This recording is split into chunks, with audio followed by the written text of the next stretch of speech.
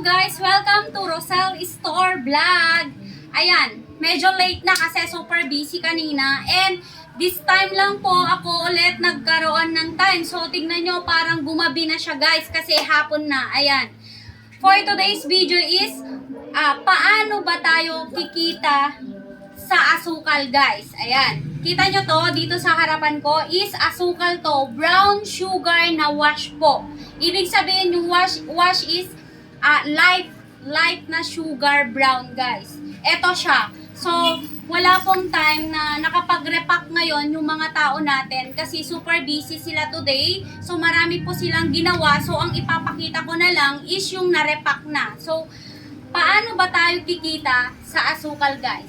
Okay? So, ganito yun guys. Pag per sack po, kailangan ang tubo po ng isang sako is nagpapatong po ako ng 50 to 100 pesos ang isang kaban, guys. Ayan.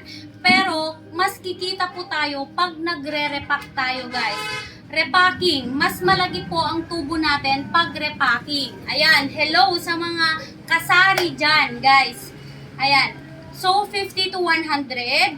Pero ngayon, ang asukal kasi is naglalaro po yung presyo ng asukal. So, pwedeng tataas, pwedeng bababa, ganon. Wala pong stable na price ang asukal, guys. Ganon din po yung sugar white. So, ang topic natin ngayon is asukal na brown.